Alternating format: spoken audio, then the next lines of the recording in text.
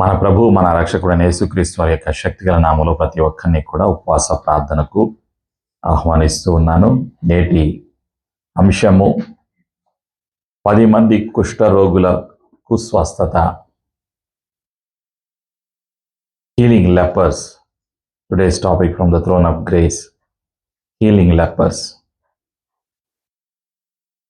ప్రార్థన. యేసు రక్తం ద్వారా తండ్రి నీ సన్నిధికి వస్తున్నాము. యేసయ్యా, ఇంతవరకు నీ కృప మా పైన ఉంచి ప్రార్థనలు చేయడానికి, స్తుతించడానికి సహాయం దయచేసినందుకు పరిశుద్ధ ఆత్మదేవానికి వందనాలు. వాక్యపు ఆశీర్వాదాలను పొందుకోవటానికి నీవు ఇచ్చినటువంటి పరిశుద్ధమైన వాక్యాన్ని వినటానికి, వినగలిగేటువంటి చెవులను, గ్రహించేటువంటి హృదయాన్ని, వాక్యానుసారముగా జీవించేటువంటి జీవితాన్ని మాకు అనుగ్రహిస్తున్నందుకు నీకు వందనాలు. ప్రతి ఆటంకాన్ని, బంధకాన్ని, అనుమానాన్ని, చీకటి అధికారాన్ని యేసు ప్రభు నామములో తీసివేస్తూ, యేసు రక్తంలో ఈ స్థలాన్ని మా జీవితాలను ముద్రిస్తూ యేసు ప్రభుని ఒప్పుకొనొచ్చు. నేటి వాక్యపు ఆశీర్వాదము కొరకు యేసు నామములో సిద్ధపడుచున్నాం తండ్రి, ఆమేన్. ప్రేమైనటువంటి సంఘమా, పరిశుద్ధ గ్రంథంలో లూకా సువార్తలో 17వ అధ్యాయంలో 11 నుంచి 19 వచనాల్లో రాయబడినటువంటి సత్యాన్ని ఈరోజు పరిశుద్ధాత్ముడు గుర్తు చేస్తూ ఉన్నారు. యేసు ప్రభు వారి లోకములో నివసించినటువంటి కాలములో జరిగినటువంటి సంఘటన. ఇక్కడ మనం చూసేటువంటి సత్యం ఏమిటి అంటే, యేసు ప్రభులు వారు ఒక ప్రాంతం నుంచి మరొక ప్రాంతానికి ప్రయాణం చేస్తూ ఉండగా జరిగినటువంటి సంఘటనను మనం ఇక్కడ చూస్తున్నాం. యేసు ప్రభులు వారు యెరూషలేమునకు ప్రయాణమైపోవచ్చు ఉండగా మార్గంలో జరిగినటువంటి సంఘటన. 11వ వచనం, లూకా సువార్త 17వ అధ్యాయం 11వ వచనం. ఆయన యెరూషలేమునకు ప్రయాణమై పోవచ్చు సమరియా గలిలయ మధ్యగా వెళ్ళుచుండెను. ప్రభు అయినటువంటి యేసుక్రీస్తు వారు సమరియా ప్రాంతము మధ్యలో గుండా వెళ్ళిపోతూ ఉన్నారు. ఈ ప్రాంతం మధ్యలో గుండా వెళుతూ ఉండగా జరిగినటువంటి సంఘటన ఏమిటి అంటే,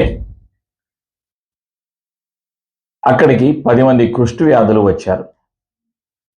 ఈ సమరియా అనేటువంటి ప్రాంతములో ఉన్నటువంటి వాళ్ళు సమరయులు. వీళ్ళు పూర్తిగా యూదులు కాదు, కొంతమంది యూద మతాన్ని అంగీకరిస్తూ ఉన్నారు.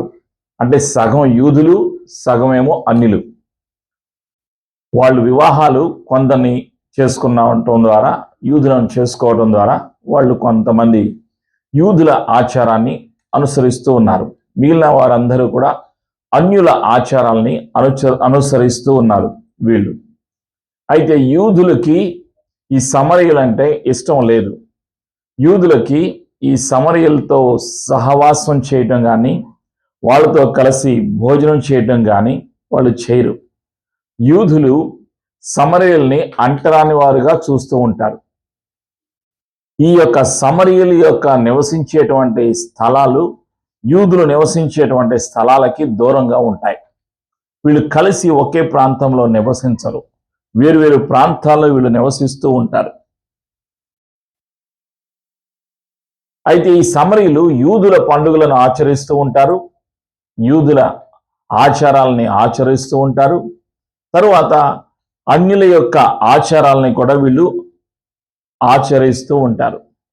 ఈ సమరయులు యెరూషలేములో ఉన్నటువంటి యెరూషలేము దేవాలయానికి వెళ్ళరు. వాళ్ళు గెరిజేం అనేటువంటి ఒక కొండ పైన వాళ్ళు ఆరాధన చేస్తూ ఉంటారు. ఈ యొక్క సమరయులు వీళ్ళు ఆరాధన చేసేటువంటి స్థలం వేరు, వీళ్ళ యొక్క పద్ధతులు వేరు, వీళ్ళ యొక్క ఆచారాలు వేరు. వీళ్ళు ఈ విధంగా వేరుగా ఉంటూ ఉంటారు.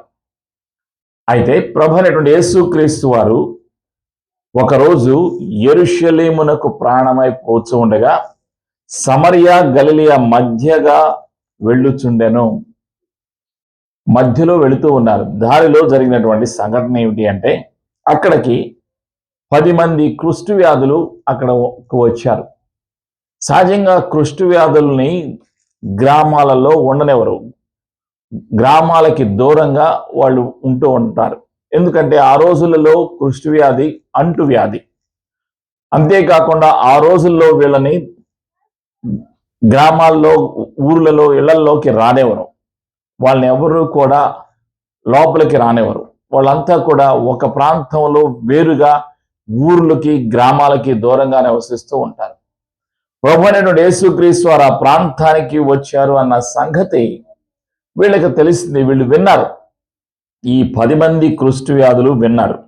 అప్పుడు వీళ్ళు ఏం చేశారో అక్కడ మనకి వ్రాయబడి ఉంది 12వ వచనంలో. ఆయన యొక్క గ్రామంలోనికి వెళ్ళుచుండగా 10 మంది కుష్ఠరోగులు ఆయనకు ఎదురుగా వచ్చి దూరమున నిలిచి, వాళ్ళు విన్నారు. విన్న వెంటనే వాళ్ళు ఏం చేశారు? యేసు ప్రభువా మమ్మను కరుణింపుమని కేకలు వేసిరి. యేసు ప్రభులు వారి దగ్గరికి వచ్చారు. దూరముగా నిలబడి వాళ్ళు ఏం చేస్తున్నారు? ప్రాధేయపడి అడుగుతున్నారు. వాళ్ళు ప్రార్థన చేస్తూ ఉన్నారు. యేసయ్య దగ్గరికి వచ్చి అడుగుతున్నారు, మమ్ము కరుణించుమని కేకలు వేసిరి. యేసయ్య దగ్గరకు వచ్చి దూరంగా నిలబడి వాళ్ళు కేకలు వేస్తూ ఉన్నారు. ఆయన వారిని చూచి, మీరు వెళ్ళి మిమ్మను యాజకులకు కనపరచుకునని వారితో చెప్పాను. వారు వెళ్ళుచుండగా శుద్ధులైరి. ఎప్పుడైతే యేసయ్య ఒక మాట చెప్పారో ఆ యొక్క కుష్ఠ రోగులతో, మీరు వెళ్ళండి, మిమ్మల్ని మీరు యాజకులకు చూపించుకోండి అని చెప్పారు. సహజంగా ఏమిటి అంటే, వాళ్ళు గ్రామంలోకి వెళ్ళాలి అంటే యాజకులు వారిని పరిశీలన చేసి వాళ్ళ శరీరంలో ఉన్నటువంటి ఆ కుష్టు పొడ పోయింది, ఆ రోగము పోయింది అని వాళ్ళు పరిశీలన చేసి వాళ్ళు నిర్ధారణ చేసిన తర్వాత, వాళ్ళు అనుమతించిన తర్వాత వాళ్ళు వాళ్ళ యొక్క కుటుంబాలను కలుసుకోవటానికి అనుమతి ఉంటుంది. కాబట్టి యేసయ్య చెప్పిన మాట చొప్పున వాళ్ళు ఏం చేస్తున్నారు? ప్రయాణం చేస్తూ ఉన్నారు, వెళుతూ ఉన్నారు. 10 మంది కుష్ఠరోగులు కూడా వెళుతూ ఉన్నారు. వాళ్ళు వెళుతూ ఉన్నటువంటి సమయంలో జరిగినటువంటి సంఘటన 14వ వచనంలో మనం చూస్తున్నాం. ఆయన వారిని చూచి, మీరు వెళ్ళి మిమ్మల్ని యాజకులకు కనపరుచుకోండి వారితో చెప్పాను. వారు వెళ్ళుచుండగా శుద్ధులైరి. వాళ్ళు వెళ్ళేటప్పుడే మార్గంలోనే వాళ్ళకి స్వస్థత కలిగింది. వాళ్ళకి చాలా ఆశ్చర్యం కలిగింది, సంతోషం కలిగింది. అయితే ఆ 10 మందికి స్వస్థత కలిగింది, విడుదల కలిగింది.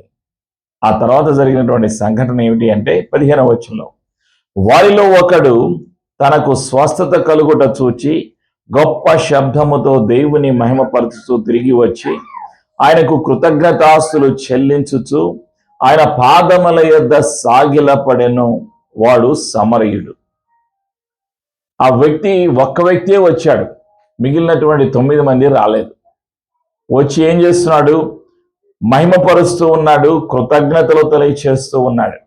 అప్పుడు యేసు ప్రభువు వారు అన్నటువంటి మాట 17వ వచనం, అందుకు యేసు, 10 మంది శుద్ధులైరి కారా? ఆ 9 ఎక్కడ? ఈ అన్యుడు తప్ప దేవుని మహిమపరచుటకు తిరిగి వచ్చిన వాడెవడునూ అగపడలేదా అని చెప్పి, నీవు లేచి పొమ్ము, నీ విశ్వాసము నిన్ను స్వస్థపరచని వానితో చెప్పాను. 10 మంది స్వస్థత కలిగింది. కానీ ఆ 10 మందిలో లేనిది ఏమిటి అంటే, 10 మందిలో లేనటువంటిది ఒకే ఒక వ్యక్తిలో ఉన్నది. ఏమిటి అంటే కృతజ్ఞత ఉన్నది, విశ్వాసము ఉన్నది, తండ్రిని మహిమపరచాలి అనేటువంటి ఆలోచన ఉన్నది. అందుకే ఒక్కడు తిరిగి వచ్చాడు. వచ్చి ఏం చేస్తున్నాడు? ఆయన మొక్కుతున్నాడు. ఆయన యేసు ప్రభు దగ్గర మొక్కుతున్నాడు, మహిమపరుస్తూ ఉన్నాడు, కృతజ్ఞతలు తెలియచేస్తూ ఉన్నాడు. యేసయ్య పాదాల వద్ద సాగిలపడ్డాడు. సాగిలపడి కృతజ్ఞతలు తెలియచేస్తూ ఉన్నాడు. అప్పుడు యేసు ప్రభులు వారు అన్నారు, నీ విశ్వాసము నిన్ను స్వస్థపరచనని చెప్పి ఆయన పంపించేశారు. ఈ ఒక్క వ్యక్తిలో ఉన్నటువంటి ప్రత్యేకత ఏమిటి అంటే, విశ్వాసము ఉన్నది, ఆరాధన ఉన్నది, కృతజ్ఞత ఉన్నది. దేవుని సన్నిధికి తిరిగి వచ్చాడు. ప్రేమైనటువంటి సంఘమ, మర్చిపోలేదు. మిగిలిన వాళ్ళంతా మర్చిపోయారు. స్వస్థపరిచినటువంటి సృష్టికర్త అయిన దేవుణ్ణి మరచిపోయారు. 10 మందికి తెలుసు యేసు ఎవరో తెలుసు. యేసు ప్రభు లోకరక్షకుడని, ఆయన దగ్గరకు వెళ్ళే వాళ్ళందరికీ స్వస్థత కలుగుతున్నాయని వాళ్ళందరికీ గతంలో వాళ్ళు విన్నారు. కాబట్టి వాళ్ళందరూ కూడా ఏమని అడుగుతున్నారు? యేసు ప్రభు ఆ మమ్మును కరుణించుమని వాళ్ళు కేకలు వేశారు. 10 మందికి తెలుసు యేసు ప్రభు ఎవరో, కానీ తిరిగి వచ్చింది ఒక్కడే. ఆ ఒక్కనిలో ఉన్నటువంటి ప్రత్యేకత ఈరోజు పరిశుద్ధాత్ముడు సంఘానికి తెలియచేస్తూ ఉన్నాడు. మన జీవితాల్లో అనేక మేళ్లు మనం పొందుకొని ఉన్నాం, అనేక రకాలుగా ఆశీర్వదించబడి ఉన్నాం. ఆశీర్వాదాలు పొందుకున్న మనం ఏం చేయాలి అంటే విశ్వాసం నుండి విశ్వాసంలోకి మనం వెళ్ళాలి. కృతజ్ఞతల్లో మనం నిత్యము చెల్లిస్తూ ఉండాలి, నిత్యము మహిమపరిచేవారుగా ఉండాలి, నిత్యము ఆరాధన చేసేవారుగా ఉండాలి అని పరిశుద్ధాత్ముడు గుర్తు చేస్తూ ఉన్నాడు. ఒక్క వ్యక్తి తిరిగి వచ్చాడు. ఆ వ్యక్తిలో ఉన్నటువంటి ప్రత్యేకతలను పరిశుద్ధాత్ముడు మనకి ఈరోజు గుర్తు చేస్తూ ఉన్నాడు. ప్రతి నిత్యము కూడా మనం జ్ఞాపకం చేసుకోవాల్సింది జీవాన్ని అనుగ్రహించిన, కృప చూపిన, రక్షణ అనుగ్రహించిన యేసు ప్రభువు వారిని మనం నిత్యము జ్ఞాపకం చేసుకోవాలి అని పరిశుద్ధాత్ముడు తెలియజేస్తూ ఉన్నాడు. మన జీవితం అంతా కూడా కృతజ్ఞతతో నిండి ఉండాలి. మన జీవితం అంతా కూడా తండ్రిని మహిమపరిచే రీతిగా మనము జీవించాలి అని పరిశుద్ధాత్ముడు తెలియజేస్తూ ఉన్నాడు. అందుకే మనం ఇంకా సజీవముగా ఉన్నాం, ఆరోగ్యముగా ఉన్నాం. ఈరోజు దేవుని యొక్క సన్నిధిలో మనం యేసయ్య పరిశుద్ధమైన మాటలు వినేటువంటి కృపను పరిశుద్ధాత్ముడు మనకి అనుగ్రహించి ఉన్నాడు. ప్రేమైనటువంటి సంఘమా, ఈ లోకంలో అనేక రకాలైనటువంటి రోగాలలో, అనేక రకాలైనటువంటి కష్టాలలో మానవ జాతి నశించిపోతూ ఉన్నారు. నశించిపోతున్నటువంటి జనాంగము నుండి, అంధకారము నుండి, చీకటి నుండి వేరుపరిచి ప్రత్యేకపరిచింది ఎందుకు అంటే దేవుని యొక్క ఉద్దేశ్యము, దేవుని యొక్క ప్రణాళిక, దేవుని యొక్క ఆలోచన మన జీవితాల్లో జరగటానికి తండ్రి ఇష్టపడుతూ ఉన్నారు. అందుకే మనకి అవకాశాన్ని అనుగ్రహిస్తూ ఉన్నారు.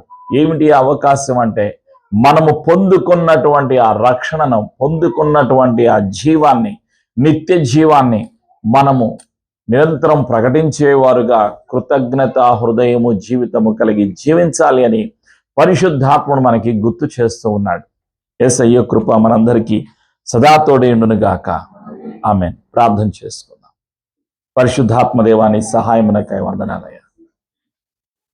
10 మంది కుష్ఠ రోగులను స్వస్థపరిచిన సర్వశక్తిమంతుడవు యేసు ప్రభా, నీకు అసాధ్యమైనది ఏదీ కూడా లేదు.